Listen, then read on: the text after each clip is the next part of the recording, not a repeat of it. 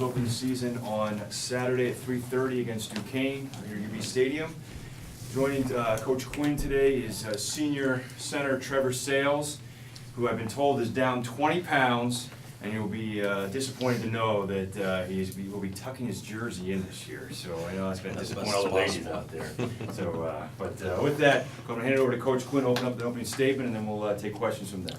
Very good. Thank you, John. And I want to thank everyone for being here and appreciate your time investing into our program.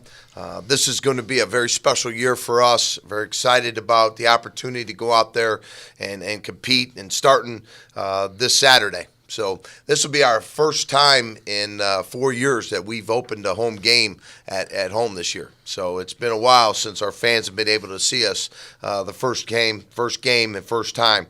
Camp went extremely well. Was very pleased with the leadership in our program, the way our kids really attacked understanding the system of offense, defense, and special teams, the way they competed against each other and challenging one another to competitive greatness. I really appreciate the coaching staff that we have assembled here. They've done an outstanding job in terms of just, being great X and O coaches, inspiring these kids, getting them, prepared each and every single day.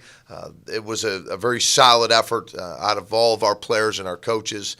Very excited about this upcoming opponent, Duquesne, Saturday. They have a very solid group of receivers and quarterback. I think it'll challenge our coverage skills and the way we structure our defense to be able to take on what they want to do, and that one of our strengths is offensively is to throw the ball. Defensively, they've been multiple in the way they've attacked offenses, with some 3 down, some 4 down, structural things, and it'll be a great challenge for us. And then in special teams, it's a big part of who we are here in terms of training to really change the outcome of the game with our special forces and make it some big explosive plays. We certainly are excited about, getting this season underway. And with that, I'll open it up to any questions you may have. Real quick, before you ask your question, can you just introduce yourself and your affiliate that you're with? We appreciate it. Thank you. All right, Coach, Mark Gahn, Buffalo News. I guess for both of you, you guys had a close call against an FCS school last year. Has been any talk of the word Stony Brook mentioned this week as a way to, not overlook your opponent? Well, we certainly approach every game. We never overlook anybody, and what transpired after the end of that game was we came out with a win, and that was important, and that's what that's our mindset here, is to come in this game well prepared and to take on the challenge that they present us. I know these guys and Trevor and I were walking over today. They're excited about lining up and hitting somebody else. When we see those kind of, past experiences, you build on it. And you certainly learn that you have a group of young men that understand what it takes to go out there and complete the mission. And every single Saturday, that's what we want to accomplish. So to talk about last year's, games, that hasn't been any part of my discussion with these guys. It's about the present, the now, and how we move this program forward. So I could certainly have Trevor make a comment on that. Yeah, and basically just going off of what Coach said, like he was saying, we don't look past any team that we play. Each team, our only focus right now is to play this team right now. We're not going ahead. We don't care right now about Army, about Baylor, about any schools in the MAC right now. It's all about this game right now. And basically just going back to last season, like you were saying, and that game. We won that game. It was a close game, but when it's all said and done, we won, and it made us a stronger team, a more close team because of the way that we won that game. But that's basically all I have to say about that. But, yeah. Matt Collar from WGR here. This is for both of you too. Joe Licata, he's going into a junior year, right? What have you seen, I guess, different from camp that he's worked on in the off season, things like that we should expect going into this year? Well, Joe Licata has earned the opportunity to be our starting quarterback again for the second straight year. I think it's been since 2008 that we've seen a returning starting quarterback, at the helm.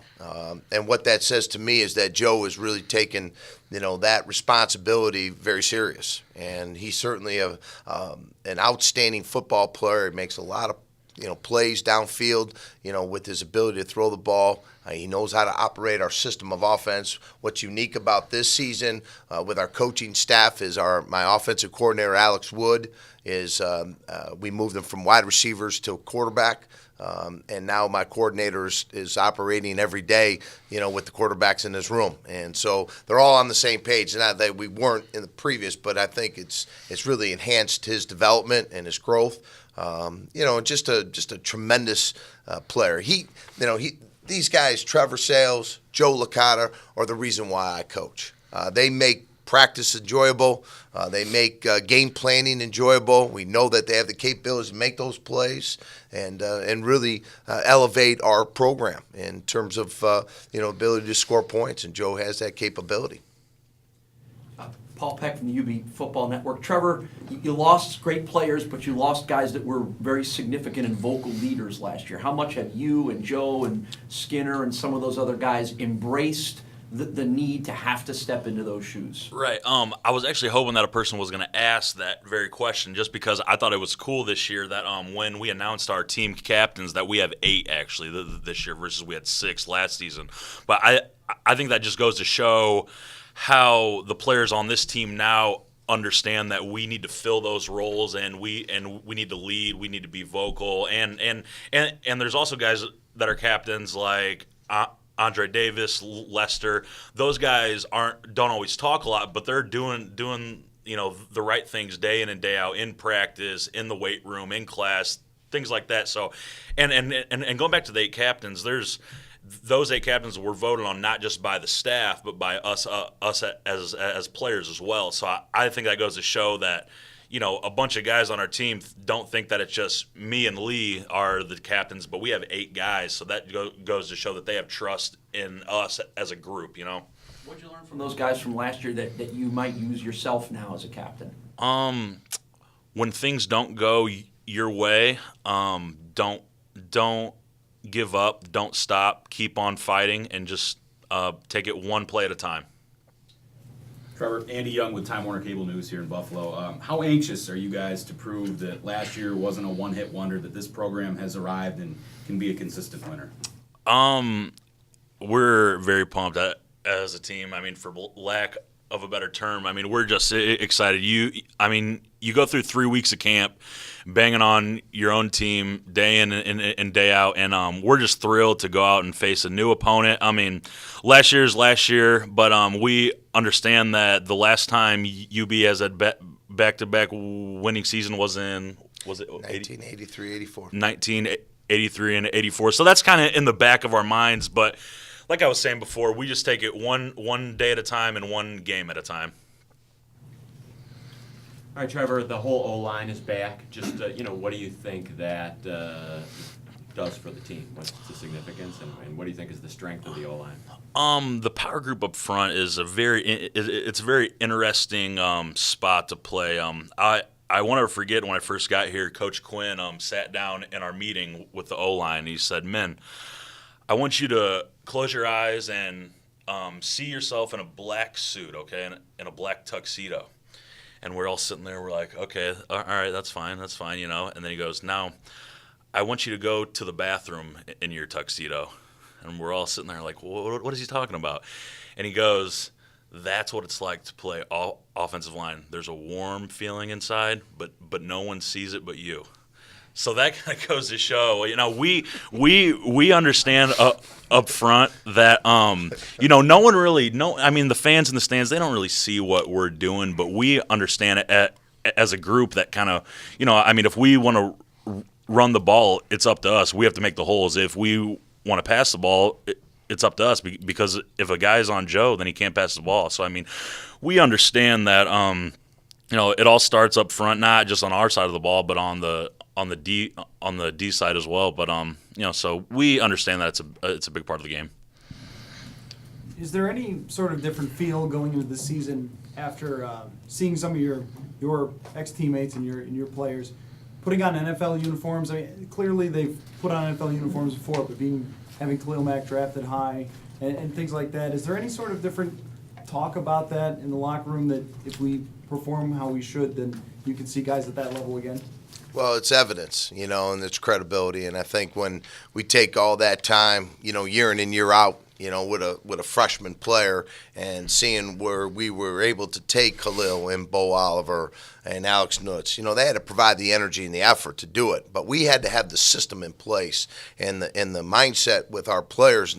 They know that if they follow the plan works. And all they have to do is respond each and every single day. And that's what I see in this football program. And it's exciting to see those guys go out there and represent the UB Nation and, do extremely well, not just on a roster, but, playing and making plays and, intercepting passes again and, and tackling for a loss. And those are exciting moments for our football program. And I know these kids get excited, all of our players do. To see them have success does add a lot of credibility and a lot more excitement to our football program, knowing that they all have a dream to have an opportunity to play. And, it's very rare to see, players come out of college programs and have those kind of opportunities because it's so competitive and those rosters are down to 53. And so, there's a lot more good players in collegiate ball than there are spots in the NFL roster. So to see them have success just adds more to our ability to recruit better players, to know that we have the system in place and the right people, and all they got to do is respond and continue to accomplishing great things in their lives. Jeff, could you discuss the type of team Duquesne is and maybe a little bit of the scouting report on them? Yep. Duquesne, their head coach, Coach Smith's done an excellent job. He's been there 9 seasons. They've shared a part of the conference championship title 2 out of the last 3 seasons. Last year, they saw the emergence of their quarterback. He's done an outstanding job. He's a sophomore, so he's returning. He's got a nice crew of wide receivers surrounding him.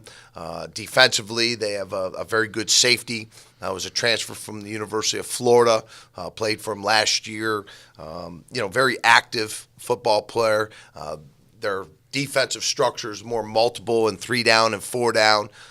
They're going to be more in a spread offensive standpoint. We know they're going to challenge us in coverage. But certainly it's we have a good feel for their for what they want to do. But it's still the first game.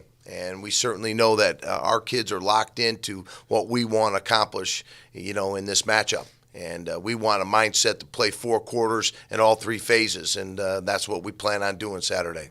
Do you feel like there'll be a good barometer through week 1 of where you stand heading into your FBS schedule?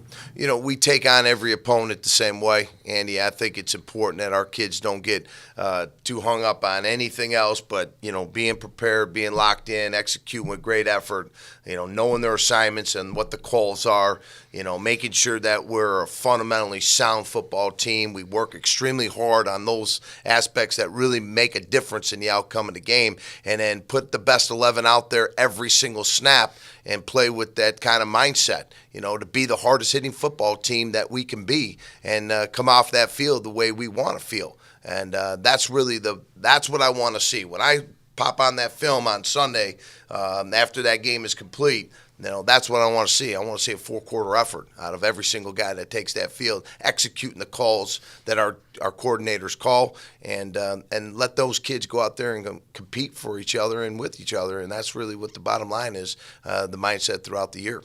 Jeff, Stony Brook had 8 or 10 FBS transfers. You mentioned Duquesne has 6 or 7 on their team. Has that changed the dynamic of how you prepare for a FCS team than maybe it was 8 or 10 years ago, that a lot of those schools have embraced the ability to bring in kids that maybe didn't find their niche higher above? Well, what it tells me is that those kids that came out of high school were at a higher level, but that doesn't mean that they've changed, by going to a 1AA school. I was at a Grand Valley for Division II, and in the state of Michigan, there was 5 Division 1A schools: Michigan, Michigan State, Central Eastern Western. And when we won the national championship, we had guys that had gone out of high school to those programs and then found themselves wanting an opportunity to play, and they transferred down to our program. And we had starters from each of those programs in that run. So we know they're quality football players, and they're going to come in here just like everybody, excited about the challenge and excited about the first game and playing, I believe, their first FBS program. So we're not taking anybody lightly, Paul. Believe me, I've never done that. I've seen it happen where teams come in that first game and, somebody gets upset. That's not happening. We don't have that mindset because of the way our kids understand the preparation part, and we respect our opponents, and we respect this one coming in on Saturday. Coach, how about health? Is everybody available coming off of the scrimmage last week? I'm glad you asked that question. We had 105 players check into fall camp. We have 105 players still with us. Nobody took the midnight train. Nobody took off on this program, which is it's exciting for me to see that kind of leadership and the way those kids came in here with the focus of the expectations. We've been very fortunate. We haven't had any serious issues,